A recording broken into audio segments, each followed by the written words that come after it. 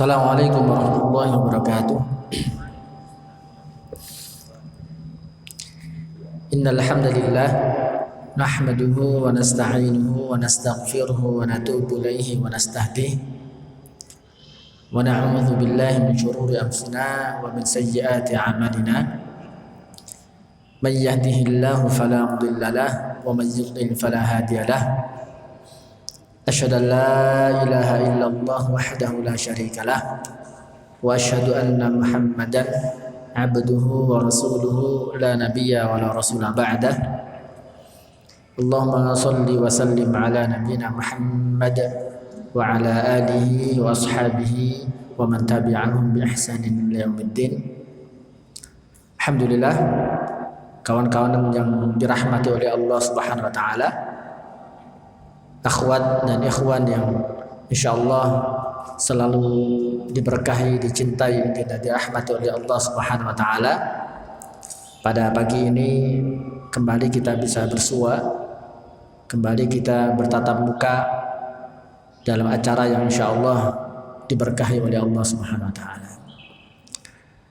Pada pembahasan pagi ini insyaallah kita akan membahas sesuatu yang cukup penting ya di era kita, di era dimana kita tidak bisa lepas dari sosial media ya. Maka jauh berabad-abad lalu Rasulullah telah memberikan sebuah peringatan tentang beberapa hal. Salah satunya yang akan menjadi pokok pembahasan kita pada siang ini, yaitu rahasia ain. Apa sih ain itu? Ain ini bukan huruf hijaiyah ya.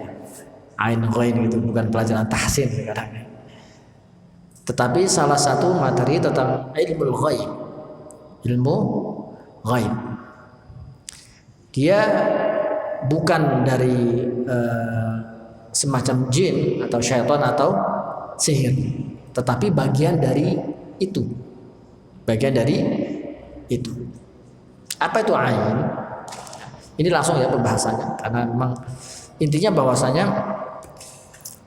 dia mirip-mirip seperti itu. Apa sih ain itu? Ain itu adalah secara bahasa artinya mata, ya kan? Yang sudah belajar bahasa Arab, ain itu artinya mata. Ada dengan mata. Jadi ain itu adalah sebuah pandangan mata. Ya. Sebuah pandangan mata karena takjub dengan sesuatu ya. Nah, dari itu ya kemudian masuk ke dalam hatinya, menimbulkan efek negatif ya. Efek negatif ini kemudian apa? Disalurkan terhadap sesuatu yang dilihat atau seseorang yang dilihat. Paham maksudnya? Paham ya? Pandangan mata terhadap sesuatu atau seseorang yang menimbulkan efek negatif ya, yang efek negatif itu sengaja ditransferkan terhadap sesuatu atau seseorang tersebut. Kalau laki-laki gampang, ngasih contohnya gampang. Ya, kalau kenapa gampang? Antum tahu film Naruto kan? Tahu kan? Atau komik Naruto ya kan? Atau yang suka film-film ninja atau segala macam. Itu biasanya ada kalau di film Naruto misalkan. Saya tahu lah dikit-dikit ya. Misalnya kalau di Naruto itu ada namanya klan Uchiha ya kan? Klan Uchiha itu salah satu klan yang dia ninja yang dia dengan matanya ya. Matanya bisa berubah dan memberikan efek tertentu. Masa sih Ustaz ada kayak gitu dalam Islam? Masa? Ya tidak separah itu ya, tidak seperti ninja seperti tidak. Tetapi memang pada dasarnya dalam Islam ada pembahasan tentang pengaruh pandangan mata. Dan juga bukan hipnotis, bukan hipnotis. Kalau hipnotis itu bagian dari sihir. Hipnotis itu bagian dari sihir. Kalau ain itu berbeda. Pandangan mata. Pandangan mata yang mengambilkan efek tertentu. Itu namanya ain. Dan kata Rasulullah, al-ainu haqqun. Ain itu nyata adanya. Ini yang ngomong siapa? Rasulullah. Dan bahkan dalam hadis lain Rasulullah mengatakan, innal aina yudkhilur rajula al-qabra wa yudkhilu al-ba'ira al-qidra. Ain, pandangan mata seseorang terhadap seseorang itu bisa memasukkan seseorang tersebut ke dalam kuburan. Maksudnya apa? Kematian. Dan mampu memasukkan al-ba'ira atau al-jamala, waktu itu adalah unta, ke dalam al-qidra. Qidra itu apa? Tungku. Jadi dalam Islam itu ada. Jadi ini yang perlu, kenapa sih kita menjadi pembahasan? Karena sekarang media sosial yang luar biasa, yang kemudian menyebabkan mau tidak mau kita sebagai seorang muslim itu ikut, ya, ikut dalam arus tersebut, dan kita sering sekali memasang, ya kan, sesuatu yang kita miliki, baik itu benda, baik itu fisik kita, ya, ke dalam sosial media. Dan ini bukan berarti saya melarang total, tidak, tetapi perlu kehati-hatian dalam melakukan itu. Kenapa? Karena pada era sekarang ini cukup berbahaya. Cukup apa? Berbahaya. Dan Rasulullah mengatakan bahwasanya aktsaru may yamut, seseorang atau yang paling banyak meninggal, aktsaru may itu yang paling meninggal, ba'da qada'illah, setelah memang adanya takdir dari Allah, apa? Yaitu seseorang yang terkena ain. Bisa jadi ikhwah sekalian, di zaman sekarang banyak, ya, orang meninggal tiba-tiba tanpa sakit meninggal. Kalau menurut dokter apa? Jantung biasanya kan? Jantung. Dia nggak ada sakit, nggak apa, tiba-tiba misalkan futsal meninggal, habis futsal meninggal, atau misalkan siapa gitu, habis dia nggak ada sakit, nggak ada ini, tiba-tiba meninggal. Bisa jadi itu terkena apa? Ain. Bisa jadi itu terkena ain. Makanya kemudian para ulama mengatakan seseorang dalam ain itu terbagi menjadi 3 kelompok. Kelompok pertama tentu orang-orang yang tidak percaya sama ain sama sekali. Ini adalah sesuatu yang mustahil. Orang tidak pernah, masa sih ada sih orang dengan melihat menyebabkan kematian. Itu kan adanya di film, kan adanya di film. Atau sebaliknya, segala sesuatu dihubungkan dengan ain. Orang yang kadang-kadang sudah tahu tentang masalah ain, kadang-kadang dia misalkan males, ya, dia misalkan nilainya jelek sekolah, ya, kuliah nilainya jelek, tiba-tiba oh saya kena ain.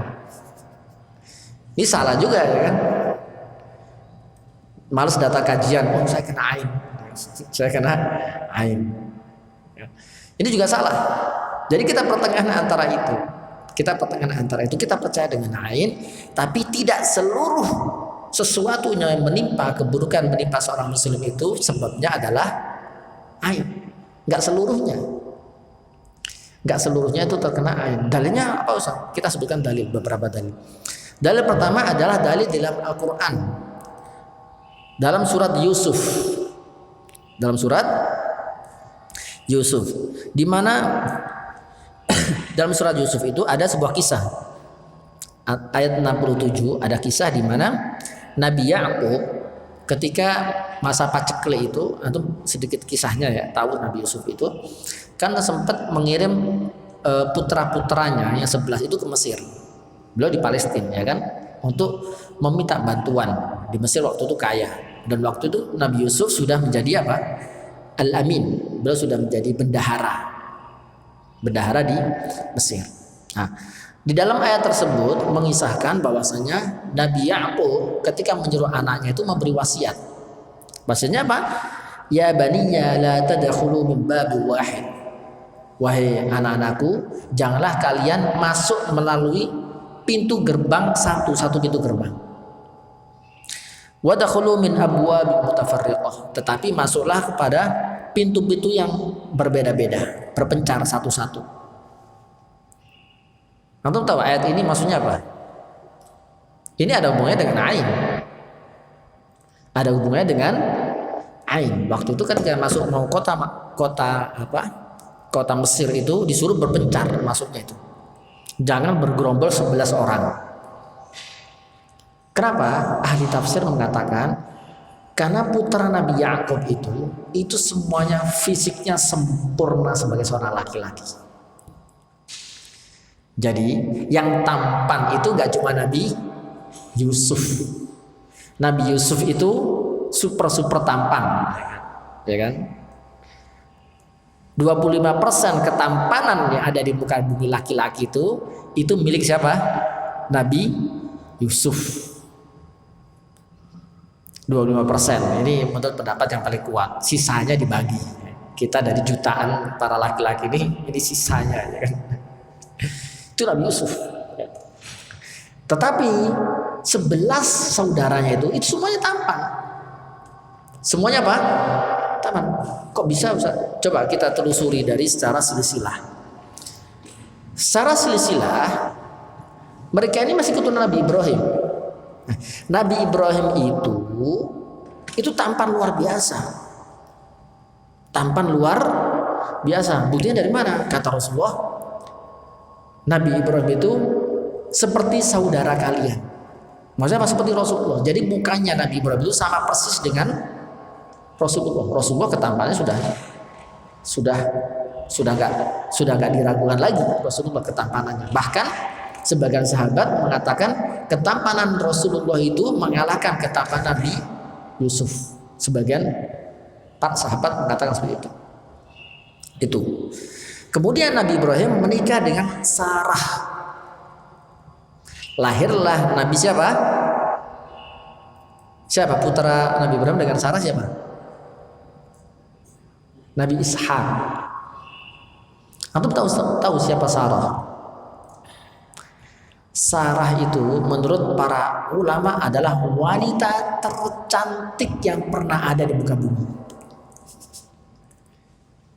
Itu siapa? Sarah. Kalau Nabi Yusuf adalah laki-laki tertampan yang pernah ada. Kalau Sarah adalah wanita tercantik yang pernah ada di muka bumi. Nah, kalau Rasulullah kan keturunan dari Hajar, ya kan? Nabi Ibrahim menikah dengan dua wanita solehah. Yang pertama dengan Sarah, yang kedua dengan Hajar. Dari Hajar kemudian lahirlah Nabi Ismail. Dari Ismail turun akhirnya Nabi Muhammad. Ya enggak? Saya kasih tahu ya silsilahnya sedikit. Kemudian dari Sarah lahirlah Ishak. Anggap aja lah seandainya Nabi Ishak ini kemungkinan terburuk sajalah. Sejelek-jeleknya Nabi Ishak gimana sih? Suaminya sangat tampan, istrinya wanita tercantik. Saking cantiknya Sarah, antum tahu kan kisahnya, ya kan? Sampai Sarah itu ketika masuk Mesir kan sampai mau diambil paksa ya, diambil paksa oleh Raja Mesir waktu itu. Saking cantiknya itu. Mau dijadikan istrinya, kan gitu. Saking cantiknya Sarah ini. Setelah Nabi Ishak, dari Nabi Ishak ini terlahirlah kemudian Nabi Yakub. Paham ya? Saya pelan-pelan ya. Jadi Nabi Ibrahim punya putra dua, Ismail sama Ishak. Ishak melahirkan siapa? Yakub. Nabi Yakub kemudian berkelana, akhirnya beliau dinikahkan dengan 4 saudari. Sedangkan dari 4 ini sebenarnya Nabi Yakub itu yang paling dia cintai yang terakhir, sampai Rahel. Tetapi disuruh menikahi ini dulu, paling soleha, paling cantik Rahel itu. Akhirnya dari 4 ini terlahirlah 12 bersaudara. 12 bersaudara. Yang terakhir itu Nabi Yusuf dan Bunyamin. Terakhir Nabi Yusuf dan Bunyamin. Nah, Nabi Yusuf saking tampannya dan saking solehnya di antara yang lain, akhirnya menyebabkan apa? Kecemburuan. Padahal apa? 11-nya semuanya tertampan. Karena saking tampannya dan sempurna fisiknya, takut Nabi Yakub ketika bergerombol, ya, 11 orang datang, takutnya 11-11 ini nanti kena aib.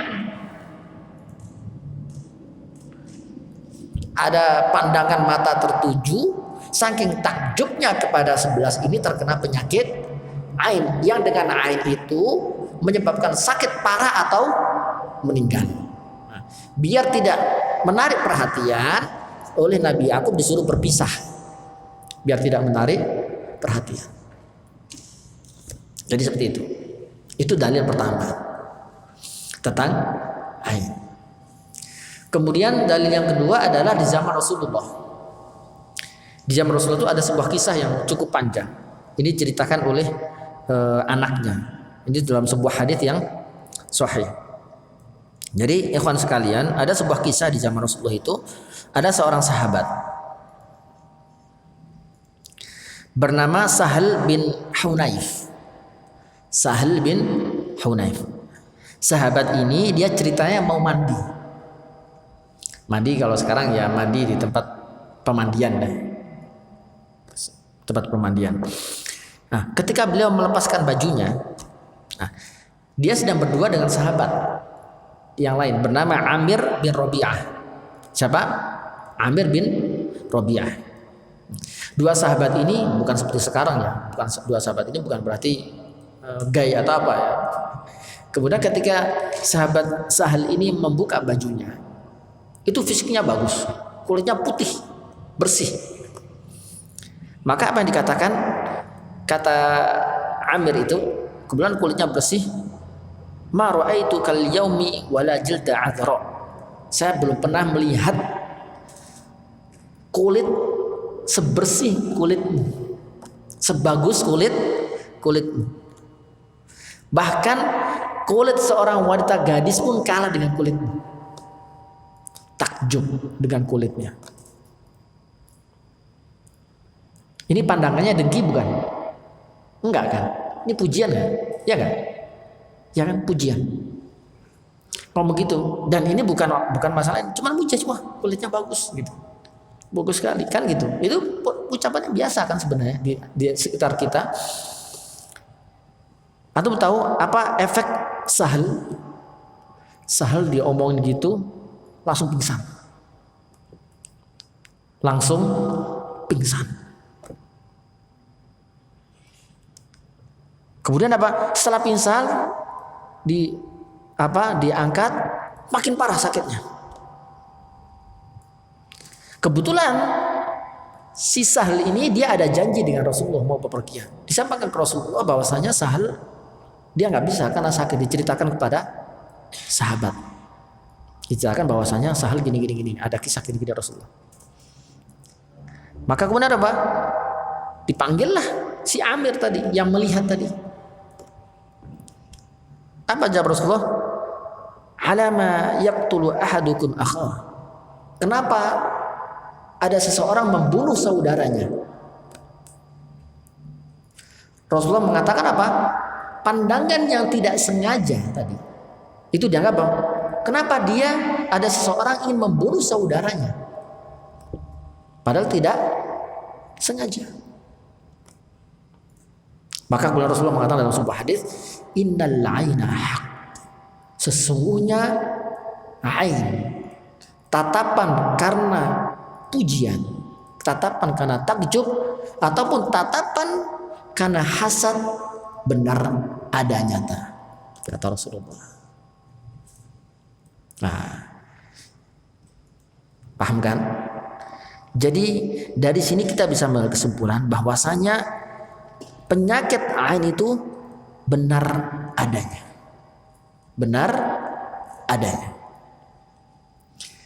Sekarang kita masuk pada pembahasan apa penyebab seseorang terkena ain.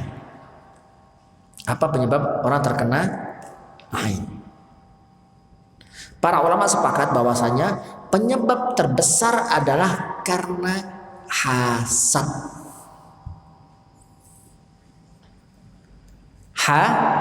Hasad apa? Dengki. Penyebab utamanya kenapa? Karena hasad. Mata yang hasad, mata yang dengki terhadap seseorang itu bisa menyebabkan sebuah musibah kepada orang yang dilihatnya. Contoh nih, si A dengki kepada si B karena dia misalkan prestasinya bagus atau kemudian dia memiliki sesuatu, dilihat dengan mata kebencian, kedengkian, iri yang luar biasa, itu orang bisa sakit bahkan bisa meninggal. Pertama, kalau yang dengki misalkan itu barangnya, HP-nya misalkan, atau motornya atau mobilnya, itu mobil bisa rusak.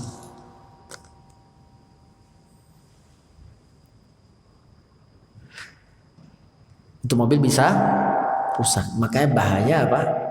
Dengki. Nanti insya Allah kita bahas di terakhir tentang masalah dengki lebih spesifik sedikit ya, tentang masalah itu. Jadi bahwasanya pandangan mata itu tidak semua orang matanya itu memiliki kemampuan yang mampu menyebabkan mudarat sebenarnya. Tetapi ada orang-orang yang memang Allah berikan kemampuan dengan melihat itu bisa menyebabkan kecelakaan. Baik dia itu melihat karena kagum ataupun karena apa? Dengki. Bahkan kadang-kadang orang yang memiliki kemampuan itu dia nggak sadar. Dia memiliki kemampuan itu dia nggak sadar. Bisa jadi dia telah mencelakai banyak orang dengan pandangan matanya itu. Bisa jadi. Saya akan berikan kisah di zaman sekarang. Di zaman sekarang. Ini pernah saya kisahkan kepada sebagian dari ikhwan. Ya. Jadi saya punya kawan. Kawan itu dulu teman kuliah saya. Dia seorang pemuda yang soleh waktu itu ketika kuliah. Dia itu ibadahnya itu luar biasa. Kawan saya ibadahnya luar biasa. Terbiasa sholat malam, puasa Senin Kemis, baca Al-Quran tidak pernah telat, berangkat kuliah itu selalu paling awal di depan, sangat luar biasa, belajarnya juga rajin, sangat soleh sekali. Suatu saat habis sholat dia pulang, tiba-tiba dia tidak bisa bangun. Biasanya dia sholat malam selalu on time. Ada satu titik di mana azan saja dia kaget, saya kok telat. Terus kemudian dia mau ibadah-ibadah lain gak kuat, seperti ada beban yang sangat berat menimpanya. Nah, melihat perubahan yang cukup drastis ini, kemudian apa? Dia menyadari, wah, saya terkena ain ini kayaknya. Akhirnya kawan saya itu nyari di antara orang-orang yang suka lihatin dia terus. Ketemu kemudian teman saya langsung, orangnya memang ini, karena itu penyakit bahaya kan, nanya langsung, maaf, antum ini ya, langsung ditodong, antum kagum sama saya? Dia, iya saya kagum sama antum. Kenapa? Ya karena antum orangnya soleh luar biasa gini. Nah, ketemu. Jadi seorang yang soleh pun bisa terkena apa? Ain. Kemudian kisah beberapa tahun lalu Ustadz saya ini dia seorang kiai di Malang, punya pondok sangat tawadhu luar biasa, ilmunya luas. Suatu saat dia itu harus ada acara safari dakwah gitu, dia ke India kalau tidak salah. Dia berdakwah di sana. Kemudian pas waktu di tengah ceramah beliau itu, habis itu beliau langsung jatuh. Langsung apa? Beliau sakit kritis, dibawa ke rumah sakit. Habis itu beliau untuk sholat biasa aja, misalkan sholat subuh, zuhur, mengangkat tangannya gak kuat. Waktu itu beliau habis pulang dari India langsung telepon saya. "Akhi, antum di mana?" Karena saya orang Malang ya kan. Beliau orang Malang, ketemu di Jakarta. "Akhi, antum di mana?" "Saya di sini." "Bisa minta tolong saya enggak? Saya mau ada perlu ke Depok waktu itu. Saya kuliahnya di Jakarta Selatan. Di Depok." "Oh iya Ustaz, saya datang." Terus, "Kenapa Ustaz?" Terus beliau cerita. "Oh, saya kaget. Ustaz, nggak dicari siapa yang kena ain? Antum kena ain ya Ustaz?" "Iya." "Nggak antum cari? Masalahnya saya ceramah umum," kata beliau. "Masalah saya ceramah umum, nah anda nggak tahu." Beliau terkena efek, bahkan antum gimana di India? Saya sempat kritis, seperti opname lama di India. Waktu itu beliau antar, waktu itu saya sholat sama beliau. Waktu itu sholat maghrib atau isya, beliau untuk takbir aja nggak kuat, bahkan sampai takbir berkali-kali, Allah sampai berkali-kali. Itu efek dari apa? Dari air. Pernah seorang syekh dia membuat video, ada sebuah ruko kebakaran. Beliau mengatakan ini adalah karena air. Ini karena air. Jadi itu efek dari air. Dan ustadz, salah satu kawan saya pengajar juga, salah satu ustadz di komplek beliau itu, dia menyadari, dia karena sudah paham ilmu ain ya, di komplek anak ada ustadz, dia itu kalau lihat bahaya. Saya lihat beberapa kali ada orang interaksi dengan dia, pulangnya sakit, kayaknya dia ada matanya ada bakat punya ain matanya.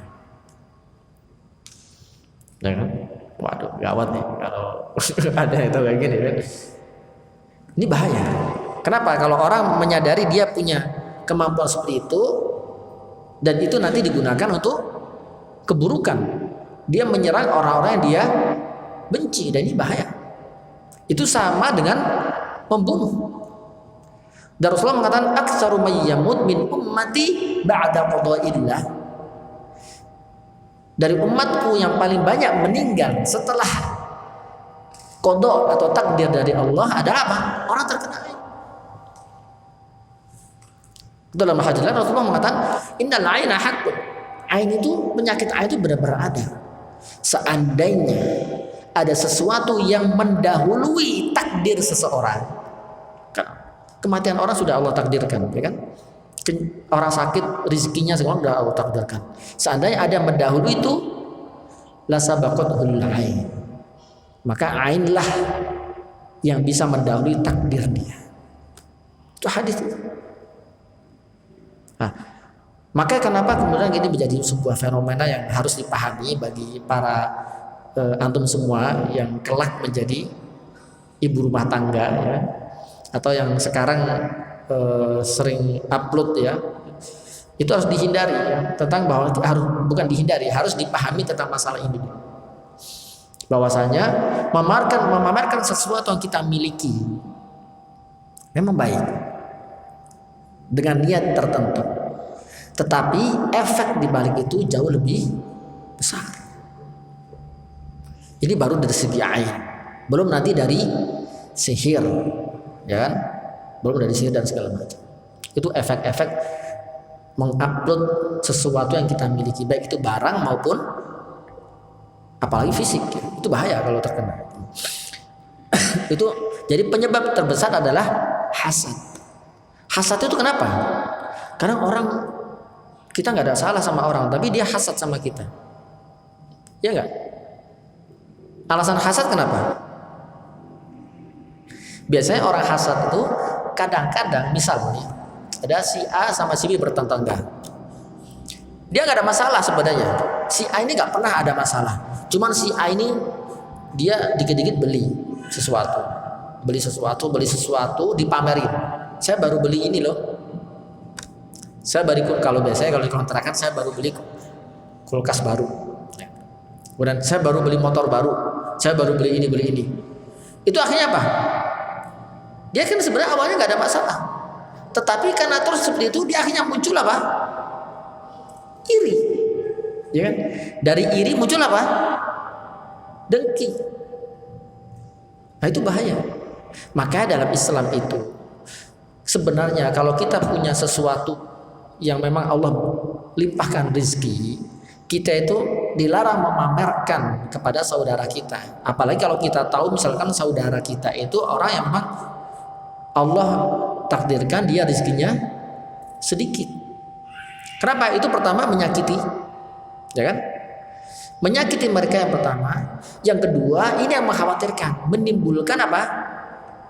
Kedengkian. Ya kalau dia orang baik-baik, kalau dia bukan orang baik. Ini ada kisahnya, ikhwan. Kisah benar, kawan saya. Ini banyak berceritanya ya kalau sekarang. Kawan saya itu dia lulusan terbaik di kampus kami. Kampus kami itu istilahnya keluar dari lulus itu jadi ustadz. Istilahnya gitu lah, kampus kami itu. Produk ustadz lah ya, produk ustadz. Itu dia terbaik di angkatan kami. Saking terbaiknya dia itu dapat pekerjaan yang cukup bagus ya. Dan kemudian dia itu dapat hadiah dari kampus kami. Kampus kami itu bisa memberi hadiah waktu itu bisa haji. Kawan saya bisa haji dengan istrinya. Tahun berikutnya bahkan orang tuanya bisa dihajikan. Bayangkan, kita daftar haji itu butuh berapa tahun? 20 tahun, 25 tahun. Itu kawan saya bisa haji. Berturut-turut dia bisa berangkat. Bahkan dia berangkat. Dan kebetulan keluarga istrinya itu dari keluarga yang pas-pasan. Setelah dia menikah, teman saya itu akhirnya apa? Seolah-olah mengangkat ekonomi keluarga istrinya. Setelah beberapa tahun kita lulus, setahun setelah lulus itu saya dapat kabar kawan saya lumpuh. Kawan saya apa? Lumpuh. Dicek, kemungkinan besar kenapa? Ada hasad dari keluarga istrinya. Itu bahaya hasad. Kawan saya pernah ada masalah? Enggak pernah. Pernah dia membangga-banggakan? Enggak juga. Antum tahu lumpuhnya sampai sekarang. Sampai sekarang masih lumpuh. Sekarang masih lumpuh kawan saya. Sudah berapa? Itu sudah 8 tahun ya. Sudah 8 tahun lumpuh. Padahal apa? Dia lulusan apa? Terbaik. Pemahaman tentang sihir, dukun, ain dan segala macam dia pasti sudah lahap semuanya. Jadi itu dampak terbesar apa dari apa? Hasad. Dan hasad itu memang sebuah penyakit hati yang memang sudah ada dari sejak zaman apa? Nabi Adam. Antara iblis sama Nabi Adam, ya enggak? Kenapa kemudian penyebab terbesar iblis kemudian menjadi apa? Abadi di neraka. Alasnya apa? Dengki, ya enggak? Iri sama Nabi Adam. Dia kan cuma dari tanah aja, kenapa saya harus sujud? Kan gitu. Iri kan? Dia mengatakan saya lebih baik dari dia kok. Itu hasad. Jadi penyakit terbesar hasad itu yang menyebabkan apa? Makanya untuk menghindari hasad bagaimana? Menghindari hasad sebisa mungkin kita menghindari sombong. Itu sombong. Orang sombong itu banyak yang benci, ya kan? Semakin sombong seseorang, semakin banyak yang membencinya. Menghindari sombong. Yang kedua apa? Menghindari memamerkan sesuatu yang Allah berikan rezeki kepada kita. Memamerkan. Beda memamerkan dengan kita memakainya. Misal saya pakai baju yang harganya 1 juta, misal. Cukup saya pakai tanpa saya ngomong, kan tidak ada masalah. Berbeda dengan antum tahu nggak baju saya berapa harganya? Ya kan? Kurang kerjaan kan gitu. Tebak berhadiah kan gitu. Kalau kita bentuk bersyukur kepada Allah dengan membeli barang yang berharga, malah dianjurkan sunnah. Misal, seseorang memiliki penghasilan 1 bulan 1 M. Dia beli baju seharga 30.000 Itu kufur nikmat dia. Itu kufur nikmat. Ya seharusnya kalau dia penghasilan 1 M ya yang layak lah dengan kemampuan dia ya. Dia beli mobil misalkan mobil apa? Mobil angkot untuk dipakai sehari-hari. Itu kufur nikmat itu. Itu bukan tawadhu itu. Itu apa? Kufur nikmat. Tapi kan ketika dia membeli sesuatu yang memang Allah berikan kenikmatan itu bukan berarti harus dipamerkan, ya kan? Beda antara memamerkan dengan membeli barang yang layak sesuai dengan kemampuan dia, beda. Ya kan? Beda. Kenapa? Dalilnya ada. Fa amma bi ni'mati rabbika fahaddits. Dalilnya bahwasanya kalau Allah berikan kenikmatan kepada kita, fahaddits. Ucapkan misalkan kita dapat pekerjaan diterima menjadi pekerjaan yang cukup bergengsi, nggak apa-apa, alhamdulillah saya dapat pekerjaan di tempat ini dalam kerangka untuk tapi bukan untuk sombong-sombongan. Jadi bedakan. Kenapa? Ini penyakit hati. Jadi penyebab terbesarnya adalah karena hasad. Itu penyebab pertama. Dan kedua bisa jadi karena kekaguman yang berlebihan.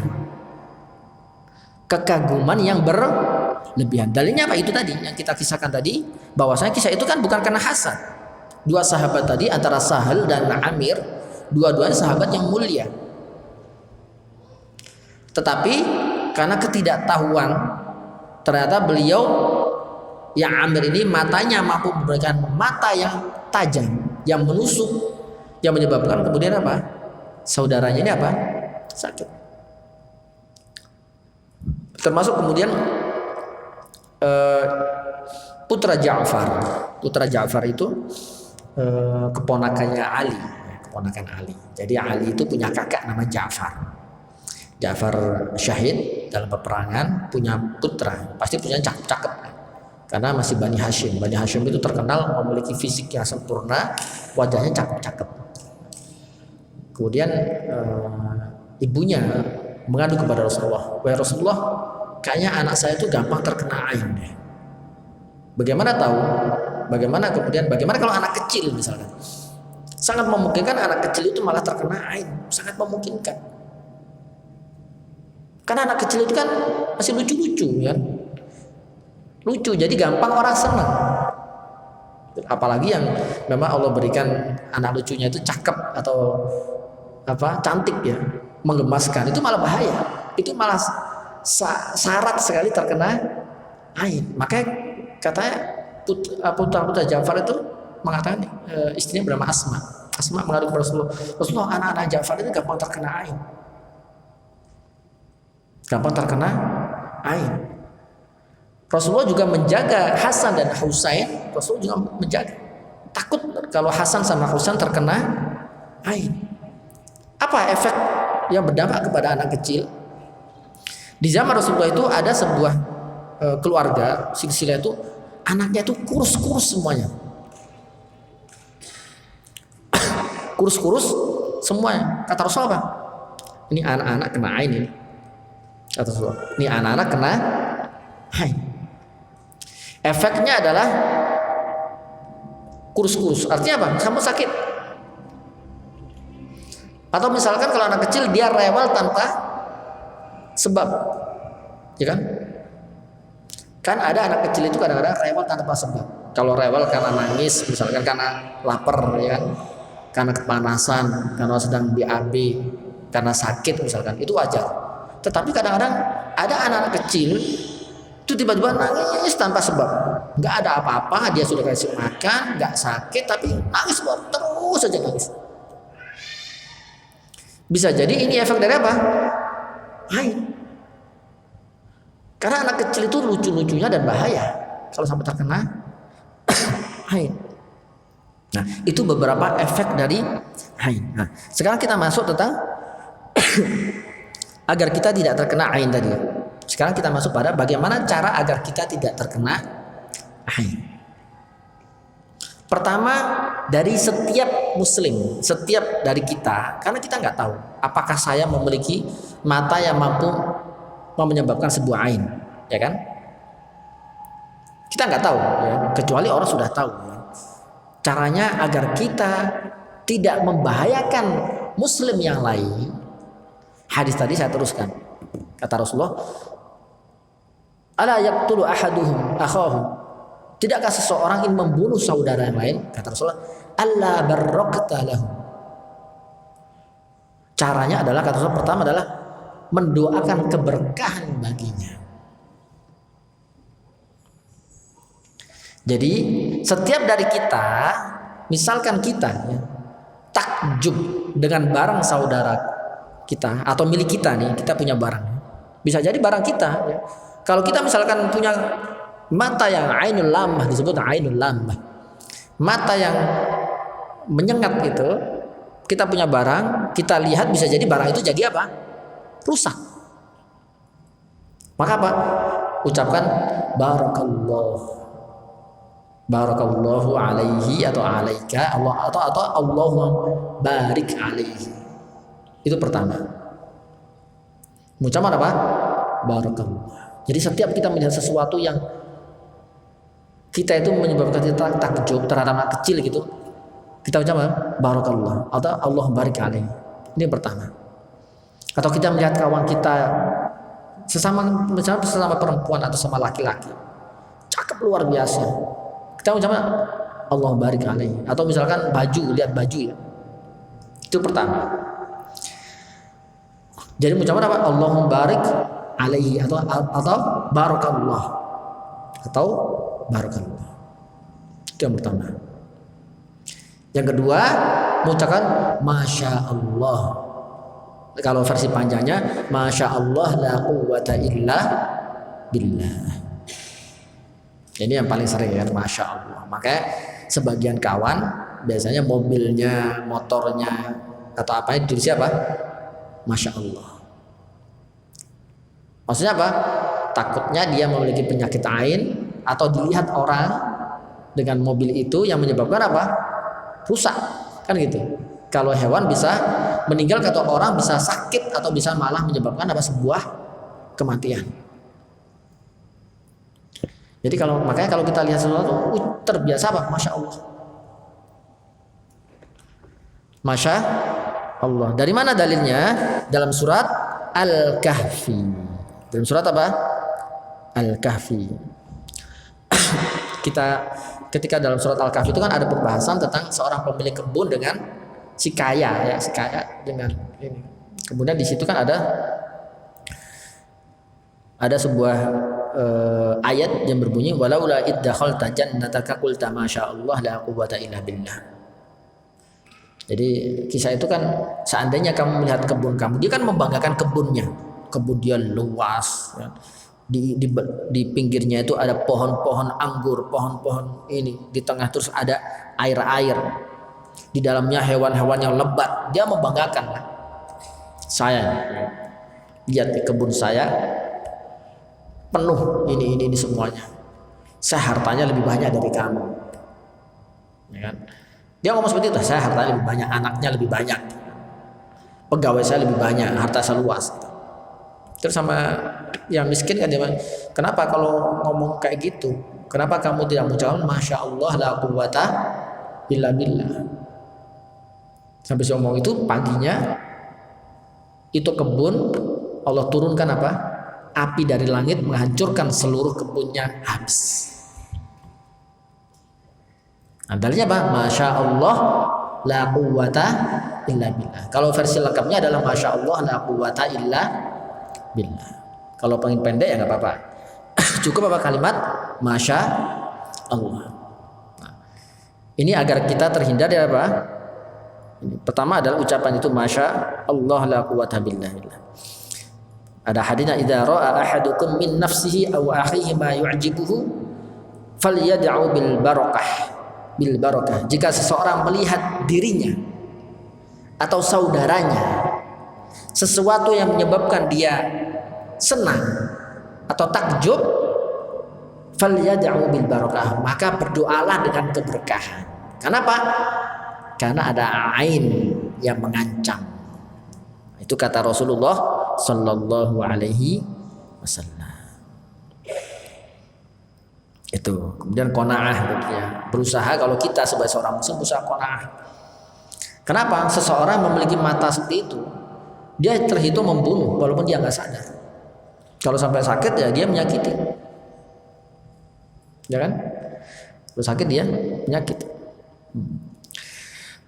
Kemudian sekarang kita membahas selanjutnya tentang beberapa hal yang kita perlu ini adalah agar kita terhindar. Dari situ tentu adalah sebuah ada zikir yang ini perlu kita hafalkan. Kita perlu hafalkan agar kita terhindar dari ain. Sekarang kita, kalau tadi kan sebagai seseorang yang punya potensi ain, setiap muslim harus mengucapkan apa? Masya Allah, kan gitu. Kenapa? Takut dia memiliki potensi apa? Ain. Nah, sekarang bagaimana orang? Kita misalnya punya barang atau punya sesuatu agar kita terhindar dari ain, ya kan? Agar terhindar. Dan ini dilakukan oleh Rasulullah. Rasulullah itu setiap ketemu Hasan sama Husain langsung didoakan sebuah zikir ini. Nah, zikir inilah yang seharusnya kita ucapkan diri kita maupun anak-anak kita atau barang-barang kita agar tidak terkena ain. Minimal apa? Pagi sama petang. Pagi sama petang. Ini sekarang kita hafalkan bareng-bareng ya. Karena saya agak curiga ya. Kalau sampai keluar dari sini saya cuma catat nggak dihafalkan. Jadi sekarang waktunya kita menghafalkan. U'idzu bikalimatillahi tammati min kulli syaitanin wa hammatin wa 'ainin lammah. Itu doanya. Mirip-mirip u'idzu bikalimatillahi tammati min syarri ma khalaq. Mirip-mirip ya, tetapi sedikit berbeda. Ini fokus pada apa? Ain. Jadi artinya adalah aku meminta perlindungan dari apa? Dengan kalimat-kalimat Allah yang sempurna dari setiap syaitan, setiap racun dan pandangan mata yang buruk. Sekarang kita baca ya. U'idzu, kita baca bareng-bareng ya. U'idzu bikalimatillahi tammati.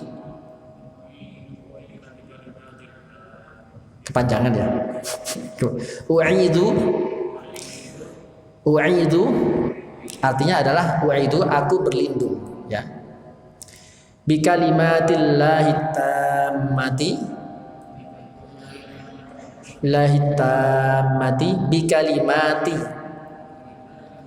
Bikalimati u'idzu bikalimati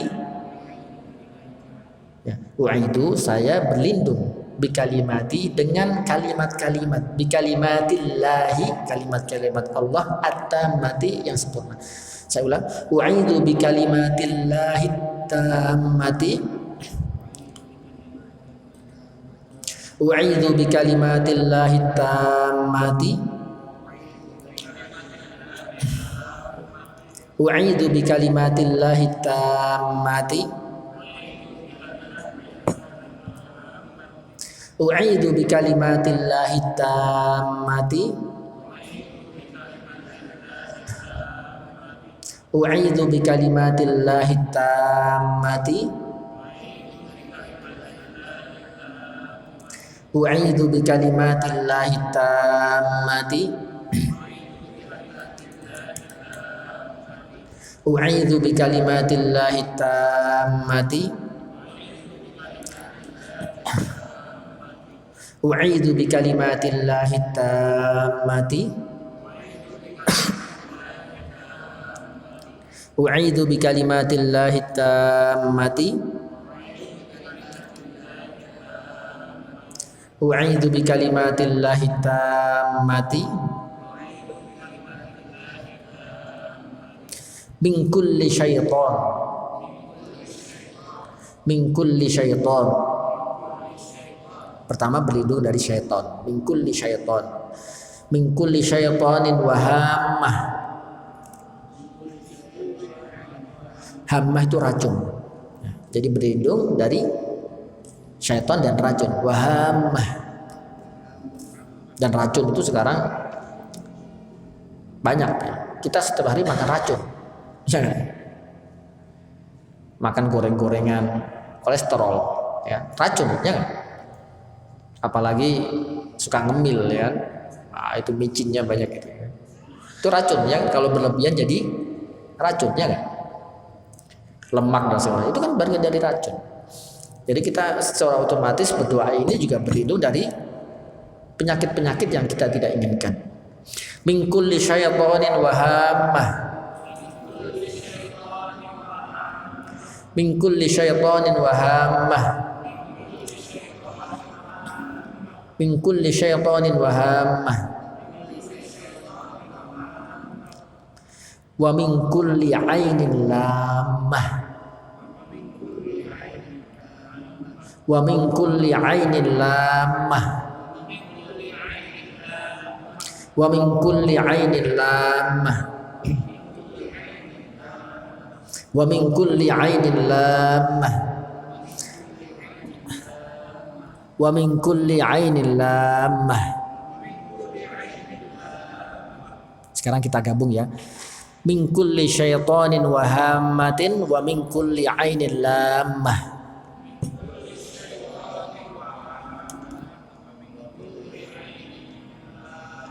Min kulli syaitanin wa hammah wa min kulli ainin lammah.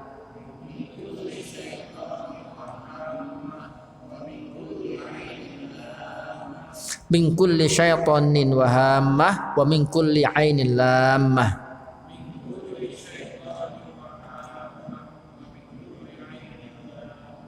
Min kulli syaitanin wa hammah wa min kulli ainin lammah.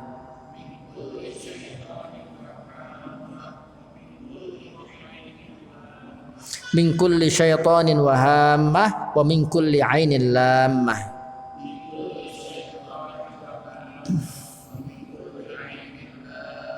Ya, saya hanya membantu antum menghafal ya. Jadi nanti minimal antum sudah ada bayangan. Saya nggak yakin ini kan sudah hafal. Atau sudah ada hafal? Insya Allah nanti di-share ya dan dihafalkan. Karena bahaya. Pertama tadi adalah kita menjaga diri. Bisa jadi kita ada potensi ainul lammah, penyakit ain, ya kan? Maka dengan ucapan apa? Barakallah atau Masya Allah, atau kalau versi lengkapnya Masya Allah la quwata illa billah. Itu pertama. Kemudian yang kedua adalah kita berharap kita tidak terkena. Ada bisa jadi seseorang terlalu takjub dengan kita atau terlalu benci dengan kita terkena. Dan ini tidak menutup orang soleh. Bisa jadi malah orang soleh gampang terkena. Saya pernah melihat ada seorang ustadz yang saya tidak sebutkan namanya. Beliau sepertinya saya melihat beliau terkena ain. Karena memang beliau ceramahnya sangat memukau sekali. Tapi pengaruhnya apa? Beliau untuk ibadah itu saya lihat susah. Jadi tokoh-tokoh besar itu malah bahaya. Artis, ya. Kemudian ya public figur itu malah bahaya. Kenapa? Sangat rentan terkena apa? Ainul lammah. Sangat rentan terkena ainul lammah itu sebab penyakit ain itu. Itu yang kedua. Sekarang yang ketiga. Bagaimana kalau sudah terkena? Kalau sudah terkena, bagaimana caranya mengobatinya? Kawan saya tadi bagaimana cara mengobatinya? Ustadz saya tadi bagaimana cara mengobatinya?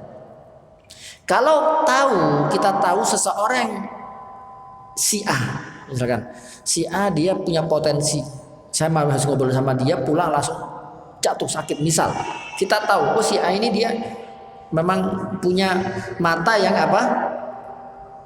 Yang memiliki pengaruh buruk. Caranya adalah Rasulullah mengatakan idza tusiltum faghsil. Maka orang yang memiliki mata tersebut itu kita minta dia berwudu. Kita minta berwudu, air wudunya itu ditampung dalam sebuah wadah. Wadah itu dicampur dengan air untuk mandi kita, maka dibuat mandi. Itu pertama. Makanya kalau kita tahu nih, ada orang yang memang memiliki potensi ainul lamah, kita minta terang-terangan. Suruh dia berwudu dari air wudu itu. Kisah sahabat tadi, Sahal dengan Amir tadi, ketika Amir tadi itu dikata Rasulullah, "Idza tusiltu faghsilu," maka kemudian sama Rasulullah dia suruh mandi. Air mandinya dikumpulkan dalam sebuah wadah. Wadah itu dibuat mandi oleh Sahal. Maka padahal dia kritis, dalam kondisi kritis. Maka kemudian dalam hadis itu, "Falaisa lahu ba'sa." Setelah itu dia ikut bersama Rasulullah seolah-olah dia nggak kena sakit apa-apa, sembuh langsung sembuh. Termasuk kawan saya tadi ya, yang mahasiswa tadi, bukan ustadz saya. Itu karena tahu dia ngomong, "Antum yang ini ya, melihat saya berlebihan, wah antum punya potensi ain, bisa nggak antum berwudu?" Kata kawan saya, dia berwudu, hasil air wudunya itu ditampung sama kawan saya, dibuat mandi sama kawan saya, dicampur dengan air mandi, seketika itu juga langsung sembuh, dia bisa melakukan aktivitas normal. Itu kalau sudah terkena efek, dan kita tahu yang kena siapa. Enak kalau kita sudah tahu ya, kan kita sebenarnya bisa menganalisa ya sebenarnya. Kalau misalkan kita terkena nih ya, kita terkena dari A atau si B misalkan, kan bisa kita historinya kan, dari habis dari, kecuali kalau penceramah atau apa ya, susah ya. Maka dari situ, itu pertama. Yang kedua, dari air mandinya. Dalam hadis itu ada dua riwayat. Yang pertama Rasulullah menyuruh mandi, yang kedua Rasulullah menyuruh berwudu. Ya mandinya jangan pakai sabun lah ya. Kalau pakai sabun jijik lah ya bekasnya. Jadi habis air mandinya, mandi biasa saja ya. Sebagai syarat ya, mandi besar, wudu ya seperti mandi orang junub atau mandi besar ya. Kalau perempuan dari haid atau laki-laki misalkan dari mimpi atau hadis Jumat itu mandi, air mandinya dikumpulkan, bekasnya itu airnya dipakai mandi oleh yang terkena air. Itu. Tapi yang bekasnya orang yang matanya itu ya, bukan sembarang air. Misalkan ya, ada si A terkena air, gak tahu yang kena, ngambil saudaranya suruh mandi atau suruh wudu diambil air, enggak, itu enggak efek. Tetapi efek itu sembuh kalau apa? Dia mandi dari orang yang memang memiliki mata tadi, pandangan tadi. Ini kalau sudah terkena dan kita tahu. Kalau nggak tahu gimana? Seperti kasus ustaz saya tadi. Nah ini yang bahaya. Kalau tidak tahu ini yang bahaya. Kalau seandainya tidak kritis, maka harus rutin ruqyah syar'i. Harus rutin meruqyah diri sendiri ya, dengan doa tadi. A'udzu bikalimatillahi tammati tadi min kulli syaitan wa hammah wa min kulli ainin lamah, terus. Atau membaca 3 qul ayat kursi dan 3 qul dan Al-Fatihah. Al-Fatihah, ayat kursi dan 3 qul. Karena salah satunya 3 qul ini kemarin sudah saya terangkan di laki-laki, sedikit saya ulang. Surat Al-Falaq itu salah satunya adalah surat yang sangat dahsyat sekali untuk apa? Menghindari dari ain. Al-Falaq. Surat Al-Falaq itu sangat luar biasa. Salah satu keutamaan surat Al-Falaq adalah Allah lindungi kita dari sihir, ya, dari perdukunan, dari ain juga termasuk, dan bahkan dari hasad. Makanya terakhir apa?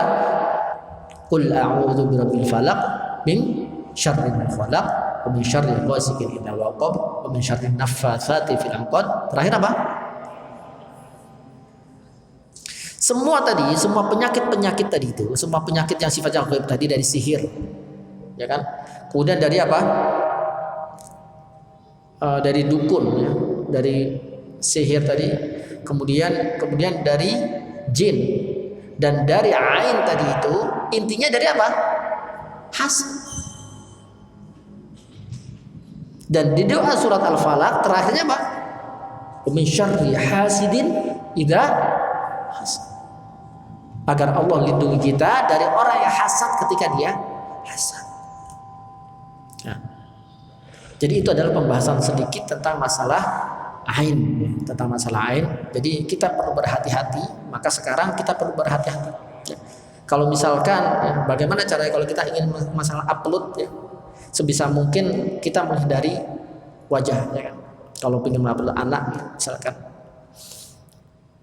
menghindari wajah. Atau misalkan kalau ingin upload, kita berdoa dulu, ya. Berdoa atau kita kasih Masya Allah la quwata illa billah, agar orang ketika melihat itu sambil mengucapkan apa? Masya Allah la quwata illa billah. Seperti itu. Jadi ini sedikit pembahasan yang saat ini perlu kita bahas karena fenomena ini cukup kita berhati-hati, terutama bagi para kaula muda yang memang sudah menjadi sebuah habit, ya, sudah menjadi habit bahwasanya mengupload sesuatu itu sudah menjadi habit di zaman kita sekarang. Maka kita perlu fikih, perlu pengetahuan tentang itu agar kita jauh lebih berhati-hati.